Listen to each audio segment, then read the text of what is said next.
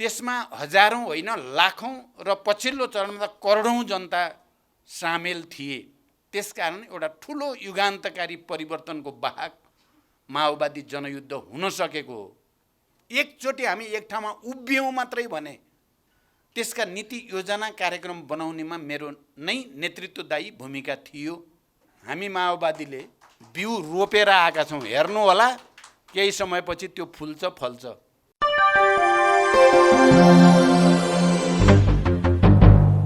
र यो कार्यक्रममा उपस्थित कमरेडहरू, पत्रकार मित्रहरू, मैले अहिले लामो र धेरै भन्नु त छैन।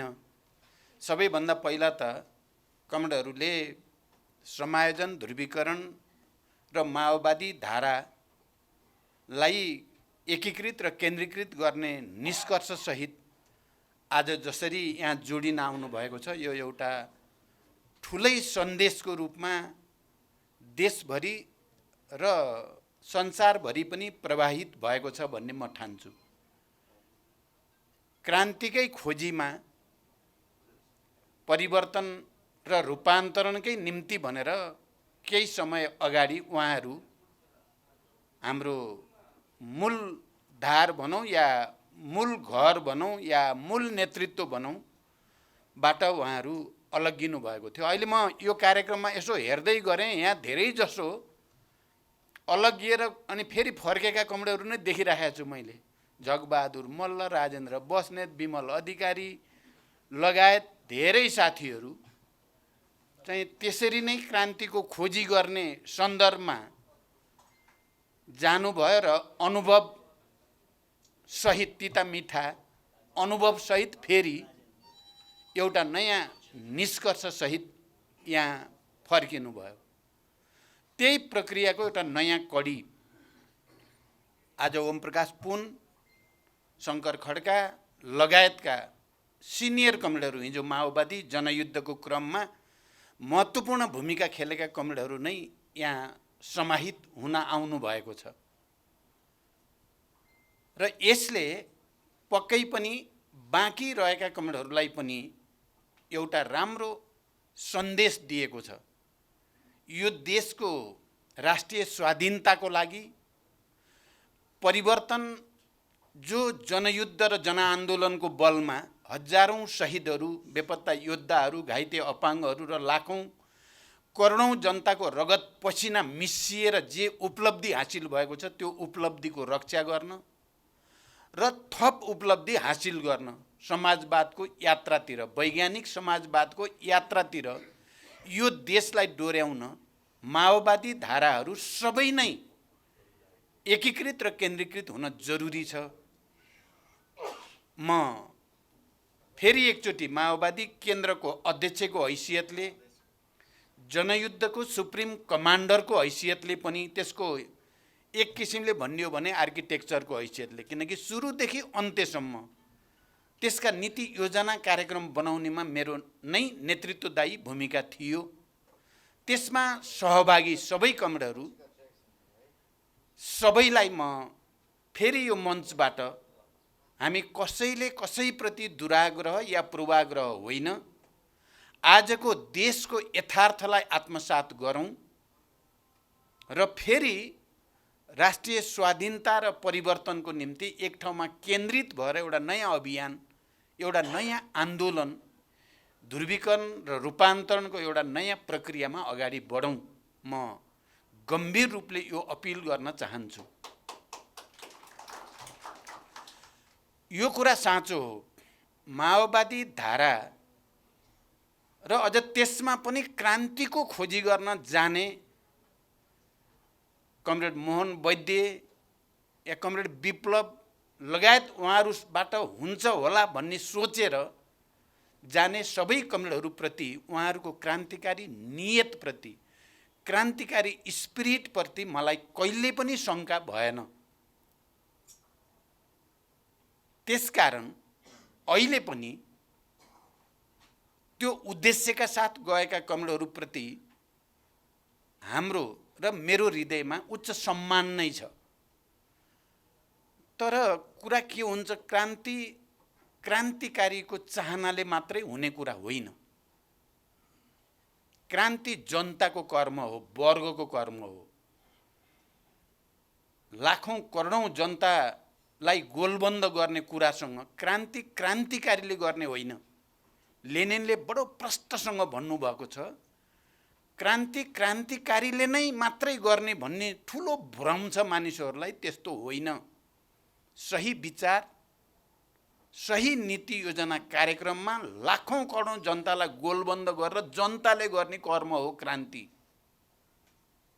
जबसम्म त्यो वातावरण बन्दैन, क्रान्तिकारीको चाहना जतिसुकै पवित्र भए पनि, जबसम्म विचार, नीति, योजना र कार्यक्रमसँग लाखौं जनतालाई जोड्ने अभियान अगाडि आउँदैन, जति जोडबल गरे, जति त्याग गरे पनि क्रान्ति हुँदैन।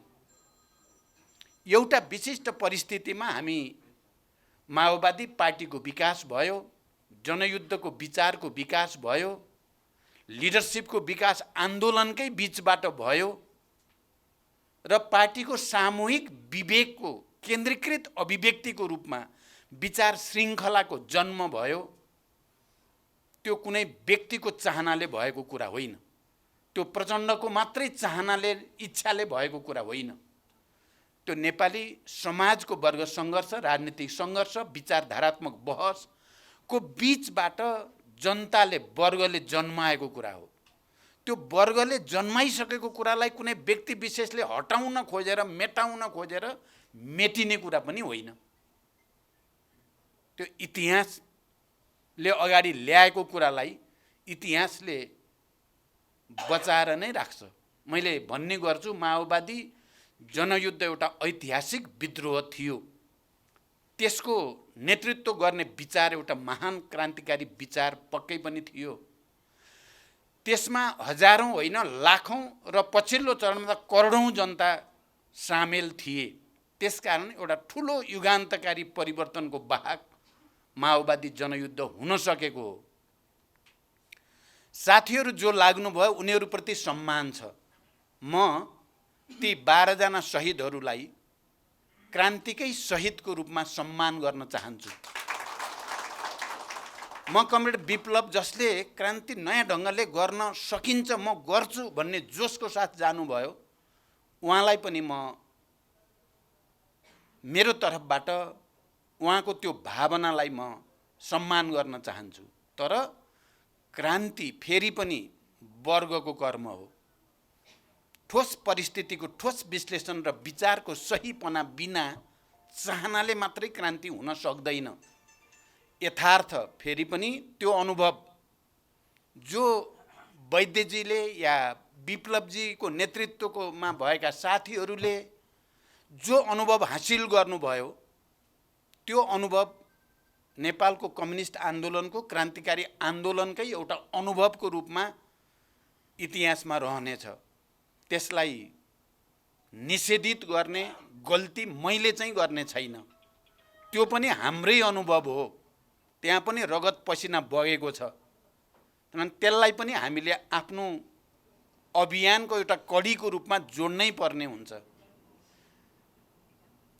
त्यसकारण म के भन्न चाहन्छु भने, यदि एकचोटि फेरि हामी सबै माओवादीहरूले आत्मसमीक्षा गरेर यो देशको राष्ट्रिय एकताको र स्वाधीनताको निम्ति,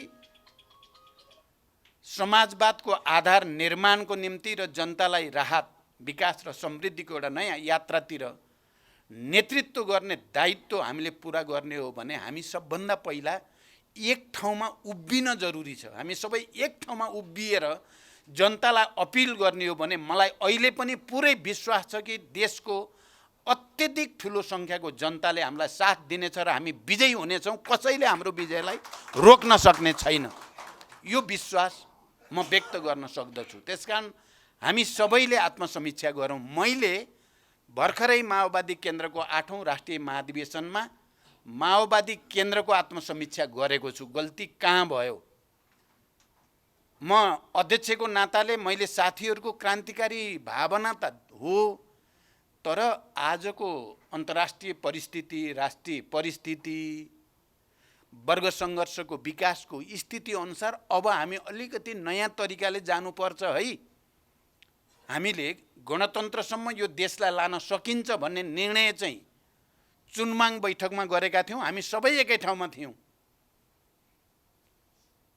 माओवादी केन्द्र त्यति बेला नेकपा माओवादीको केन्द्रीय समितिको चुनमाङ बैठकमा हामी सबै एकै ठाउँमा थियौँ। मैले दस्तावेज प्रस्तुत गरेको थिएँ र गणतन्त्रमा नेपाल पुर्याउन सकिन्छ अब त्यसको निम्ति हामीले निरङ्कुशता विरोधी दलहरूसँग वार्ता संवाद पनि गर्नुपर्ने हुन्छ। फौजी रूपले चाहिँ ढाडमा टेकेर टाउकोमा हान्ने रणनीति अनुसार जानुपर्छ भन्ने कुरा गरिएको थियो। वार्ता संवाद र तलबाट जमिनबाट आक्रमण, जनआन्दोलन र जनयुद्ध दुईटैलाई जोडेर जाने मैले रणनीति र कार्यनीति प्रस्तुत गरेको थियो र सबैको त्यसमा समर्थन थियो। भयो पनि त्यस्तै, भयो पनि जे भनिएको थियो चुनमाङमा त्यस्तै भयो। जनयुद्ध पनि अझ माथि गयो। वार्ता संवादले 12 बुँदे समझदारीको स्वरूप लियो र त्यहाँबाट देश चाहिँ शान्ति सम्झौता हुँदै गणतन्त्र, सङ्घीय लोकतान्त्रिक गणतन्त्र घोषणाको बिन्दुसम्म आइपुग्यो। मैले र हामी सबैले गर्वको साथ भन्नुपर्छ, हाम्रो निर्णय अनुसार नै देश अगाडि आएकै हो। यो अरूको निर्णयबाट आएको होइन। तर अहिले माओवादी विभाजित हुँदा कता कता यो हामीले हो कि अरूले हो भने जस्तो हामी सबै पनि गर्वको साथ छाती खोलेर हाम्रै कारणले, हाम्रै नेतृत्वमा, हाम्रै जनता र हाम्रै वर्गको बलमा यो परिवर्तन आएको हो र यसको स्वामित्व हामीले नै लिनुपर्छ भन्ने जुन दृढताको साथ भन्न सक्नुपर्ने हो। कता कता हामी मुर्जाएको जस्तो देखिन्छ, त्यसो गर्न हुँदैन। हामीले नै लिनुपर्छ त्यसको किनकि ऐतिहासिक तथ्य यही नै हो। तर जे भए पनि अहिले फेरि इतिहासको एउटा नियति, विकासको डायलेक्टिक्स भने पनि हुन्छ यसलाई, आफैले अनुभव नगरेसम्म ज्ञान चाहिँ पूर्ण नहुने भने जस्तै हाम्रो साथीहरूलाई पनि प्रचण्डले गल्ती गर्यो कि दक्षिण पन्थतिर लयो कि कता कता पुर्यायो, क्रान्ति त भइसक्थ्यो कि भने जस्तो लाग्यो। साथीहरूले प्रयास गर्नुभयो। मैले भने त्यो प्रयासलाई म सम्मान नै गर्छु। ती शहीदहरू शहीद नै हुन्। ती बन्दी साथीहरू रिहा गर्नको निम्ति मैले मेरो ठाउँबाट जोड गरेकै छु। गठबन्धनमा पनि सरकारसँग पनि ती सबै बन्दी रिहा गर्न बारेमा कुरा भइराखेको छ र क्रमशः रिहाको प्रक्रिया अगाडि बढी पनि राखेको छ। त्यसकारण म अब कोही साथीहरू, चाहे विप्लवजीको नेतृत्वमा बाँकी रहेका साथीहरू या धर्मेन्द्र हेमन्तको नेतृत्वमा बाँकी रहेका साथीहरू या वैद्यजी लगायतका साथीहरूलाई पनि एकचोटि गम्भीर आत्मसमीक्षा गरौँ। ठोस वस्तुको ठोस विश्लेषण मार्क्सवादको आत्मा हो भनेर लेनिनले निकै जोड दिएर भन्ने गर्नुहुन्थ्यो। हामी सबैले भन्थ्यौँ। सबैले आफ्नो कमजोरी स्वीकार्ने आँट गरौँ, आफ्नो कमजोरी स्वीकार्ने आँट गरौँ र एक ठाउँमा ल्याएर एउटा नयाँ विश्लेषण र संश्लेषण गरौँ र यो देशको राष्ट्रिय स्वाधीनताको रक्षा, सुदृढीकरणको एउटा महाअभियानमा हामी अगाडि बढौँ। समाजवादको आधार निर्माण गर्ने अभियानमा अगाडि बढौँ। मलाई खुसी छ अहिले क्रमशः सबैतिर एउटै चेतनाको विकास भएको छ। माओवादी पहिला एक ठाउँमा हुनै पर्छ, सबैतिर छ यो। यसलाई अब कसैले थेक्न सक्दैन। मैले पनि यो भावनालाई सम्मान गर्न सकिनँ भने मैले पनि थेक्न सक्दिनँ। अरूले खोजेनन् भने अरूले पनि थेक्न सक्दैनन्। किनभने यो अब जनताको लेभलबाटै, पहिला त जनताले हो कि क्रान्ति यताबाट पो हुने हो कि भन्ने पनि केही जनतालाई पनि लाग्यो, कार्यकर्तालाई पनि लाग्यो, यताबाट पो होला कि भन्ने पनि लाग्यो। त्यसकारण विभाजनले केही न केही ठाउँ पायो। तर अब जनता पनि अनुभवबाट आजित भएर तिमी माओवादीहरू सबै एक ठाउँमा बस भनेर सबैलाई भन्न थाले। मलाई पनि, अरूलाई पनि, तपाईँहरूलाई पनि, जो आज यहाँ केन्द्रित हुन आउनु भएको छ। अनि कार्यकर्ताहरूको भावना पनि हुँदो रहेनछ।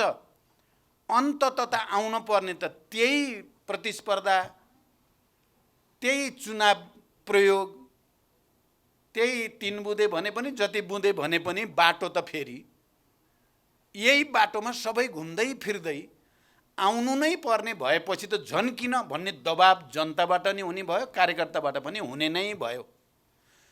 त्यही हामीले सधैँ भन्ने गरेको कुरा जनताको आवाजलाई सुना अथवा अनदेखा हामीले गर्न हुँदैन, नदेखा जस्तो गर्न नि हुँदैन, नसुन्या जस्तो गर्न हुँदैन। जनता नै इतिहासका निर्माता हुन् भन्दै आएका छौँ हामी। अहिले जनताले त्यो चाहेका छन् र म अन्तिममा यो अपिल सबैलाई गर्दै बिना आग्रह बिना पूर्वाग्रह सबैले आत्मसमीक्षा गरौँ। एकचोटि हामी एक ठाउँमा उभियौँ मात्रै भने, सबै एक ठाउँमा उभियौँ मात्रै भने त्यो एउटा भौतिक शक्तिमा परिवर्तन हुन्छ। त्यो यस्तो शक्ति हुन्छ कसैले त्यसलाई रोक्नै सक्दैन। यो मेरो विश्वास जनयुद्धभरि पनि रह्यो, शान्ति प्रक्रियाभरि र अहिले पनि मेरो विश्वास कायम छ। म यो अपिल सबैसँग गर्न चाहन्छु। साथीहरूले आज मलाई फेरि पनि नेतृत्व गर्न चाहिँ आह्वान गर्नुभयो, म तपाईहरुलाई धन्यवाद भन्न चाहन्छु। यथार्थ त्यही नै हो। कसैलाई मिठो नलाग्न पनि सक्छ, तर यथार्थ त्यही नै हो। माओवादी आन्दोलनलाई एकीकृत र केन्द्रीकृत गर्ने काम प्रचण्डको नेतृत्वमा मात्रै सम्भव छ। मेरा थुप्रै कमीहरू भए पनि यथार्थ आजको देशको यही नै हो। यसमा हामी कसैले लाज नमानौँ। फेरि प्रचण्ड कहाँ जाने भन्ने लाग्न सक्छ नि कतिपय साथीहरूलाई। त्यो लाज चाहिँ बिल्कुल नमानौँ। यो राष्ट्रको र वर्गको जनताको आवश्यकता हो। आज जसरी पुन्जी खड्काजीले राख्नुभयो र ललितले राख्नुभयो, यो अनुभव धेरै ठुलो तपस्यापछि प्राप्त भएको अनुभव हो। यो सानो कुरा जस्तो लाग्दैन मलाई। यो तीनजना साथीले भनेको यसो बाइ द वे भनेको कुरा होइन। यो लाखौं क्रान्तिकारीहरूको भावना पनि हो, करोडौं जनताको भावना पनि हो। त्यो कुरा उहाँले व्यक्त गर्नुभयो। म धन्यवाद भन्न चाहन्छु र माओवादी मात्रै मिलेर हुन्छ भन्ने भ्रममा पनि हामी नपरौँ। फेरि म अन्तिममा यो कुरा पनि जोड्न चाहन्छु। हामीले सबै सच्चा कम्युनिस्टहरूलाई एकीकृत र केन्द्रीकृत गर्नु छ, जो माओवादी भन्दा बाहिर पनि छन्। बाहिरका सबै अवसरवादी मात्रै छन् भन्ने भ्रम पनि हामीले राख्न हुँदैन। माओवादी भन्दा बाहिर पनि यो देशको राष्ट्रिय स्वाधीनताको माया गर्ने र राष्ट्रिय स्वाधीनताको सुदृढ गर्नको निम्ति लड्न पर्छ भन्ने मान्छेहरू छन्। मार्क्सवादलाई नै अवलम्बन गर्नुपर्छ, कम्युनिस्ट आन्दोलनलाई नै अगाडि बढाउनु पर्छ भन्ने हजारौं हामीभन्दा बाहिर, माओवादीभन्दा बाहिर पनि छन्। मैले अस्ति भर्खरै चाहिँ प्रतिनिधि सभाको चाहिँ रोस्टमबाट भनेको थिएँ, एमाले भित्र पनि केपी ओली प्रवृत्ति नेतृत्वमा हुँदा धेरै ठुलो प्रतिगमन निरङ्कुशता जाने खतरा पैदा भयो। हामीले विद्रोह गर्नु पर्यो। तर त्यो प्रवृत्ति त्यहाँ नहुने हो, त्यो नेतृत्व नहुने हो भने अरू हजारौं कार्यकर्तालाई आरामसँग समाजवादको यात्रामा डोर्याउन सकिन्छ भन्ने मेरो विश्वास छ। मैले 3 वर्षको अनुभव जे गरेँ, त्यो 3 वर्षको अनुभव भनेको एमाले भित्रका पनि हजारौं कार्यकर्ताहरूलाई, नेताहरूलाई एकीकृत र केन्द्रीकृत गरेर लान सकिँदो रहेछ भन्ने अनुभव हो। सकिँदो रहेनछ भन्ने अनुभव होइन। तपाईहरुलाई लाग्न सक्छ सकिएन नि त, बिग्रियो नि त भन्ने लाग्न सक्छ, तर त्यहाँ बिउ रोपिएको छ। हामी माओवादीले बिउ रोपेर आएका छौँ। हेर्नु होला, केही समयपछि त्यो फुल्छ, फल्छ। त्यसकारण त्यो जिम्मेवारी हामीले पुरा गर्नुपर्ने छ। त्यसकारण हामी सबै, तपाईहरु आज जो यहाँ आउनु भएको छ, अब तपाईहरुलाई मैले, मेरो त अलिकति फेरि कमजोरी भनेको मेरो अलि उदार हुने कमजोरी हो। मेरो संकीर्ण हुने कमजोरी होइन। इतिहासदेखि नै हेर्नुभयो भने म अलि उदार। मसँग छुट्टिएर गएका साथी फर्केर आउँदा बढी खुसी हुन्छ मलाई, अनि जिम्मा उनीहरूलाई नि बढी दिउँ दिउँ हुन्छ मलाई चाहिँ। बरु मैसँग बसे त मेरै हुन्, गएकै छैनन्, आफ्नै त हुन् भने जस्तो हुन्छ र यिनलाई त। मेरो त्यस्तो खालको बानी छ। तर अलि राम्रोसँग विचार नगरिकन गर्दा गल्ती हुँदो रहेछ भन्ने पनि देख्छु। देख्नु त गए नि त साथीहरू, कहाँ कहाँ पुगेकालाई ल्याएर चाहिँ महासचिव र गृहमन्त्री बनाइयो। कहाँ हो कहाँ, त्यहाँ नि सतर्क हुनु पर्दछ भन्ने त लाग्छ, तर बानी छ नि मेरो, फेरि अलि उदार र भावुक हुने बानी त मेरो छँदैछ। त्यो तपाईँहरू आएपछि अझ तपाईँहरू सबैको पनि सहयोगले अब यो आउने क्रम चलिराखेको छ। यो कोठामा लगातार धेरै महत्त्वपूर्ण व्यक्तित्वहरू केही समयदेखि प्रवेश गरिराख्नु भएको छ, ध्रुवीकरणमा आउनु भएको छ, जोडिनु भएको छ। मलाई लाग्छ अब केही दिनभित्रै अझ धेरै साथीहरू, बुद्धिजीवी साथीहरू आउँदै हुनुहुन्छ। केही समयपछि संस्थागतै ढङ्गले एकता हुन्छ फेरि, त्यो पनि मैले देखिराखेको छु। अब तपाईँहरू आएपछि बलियो सन्देश गएको छ देशभरि, संसारभरि भएका नेपालीहरू र माओवादी कम्युनिस्ट क्रान्तिकारीहरूमा। त्यसले परिणाम ल्याउँछ। हामी जित्छौँ, हामीले नै जित्नुपर्छ। अब अहिले त ब्याटल चाहिँ हामी चुनावी ब्याटलमा छौँ। अहिले अर्को ब्याटल त हामी जाँदै छैनौँ, हिंसात्मक त हामी जाँदै छैनौँ। चुनावी प्रतिस्पर्धा पनि त्यो पनि वर्ग सङ्घर्षको एउटै रूप हुन्छ है भन्ने कुरा त लेनिनले नि भनेकै हो, मार्क्सले नि भनेकै हो, माओले पनि भने हो। हामी कहाँ त छैन र पो त भन्नुभएको थियो माओले। हामी कहाँ त प्रतिस्पर्धा गरेर लड्ने वातावरणै छैन पनि भन्नुभएको थियो। हामी कहाँ अहिले छ, त्यो पनि हामीले नै ल्याएको सङ्घीय लोकतान्त्रिक गणतन्त्र छ। त्यसकारण त्यहाँभित्रको त्यो ब्याटल हामीले जित्नु छ। त्यो ब्याटल जितेर समाजवादको फेरि अगाडि लानको लागि करोडौँ जनताको नेतृत्व गर्नु छ। सानो सानो यहाँ शब्द प्रयोग गर्नुभयो साथीहरूले, पसल, सानसाना पसल, खुद्रा पसल, नाङ्ला पसल थापेर चाहिँ त्यो लडाइँ जितिँदैन। होलसेल भन्नुभयो शङ्करजीले, होलसेलै चाहिन्छ। त्यो तपाईँ हामीले नै गर्नुपर्छ। फेरि एकचोटि तपाईँहरूलाई बधाई र शुभकामना भन्दै र तपाईँहरूलाई जिम्मेवारी दिने मैले भनिहालेँ। हामी तपाईँहरूलाई जहाँ जहाँ जसरी भूमिका खेल्नु भएको छ त्यसरी नै जिम्मेवारी दिने प्रतिबद्धतासहित बिदा हुन्छु। धन्यवाद। अभिवादन।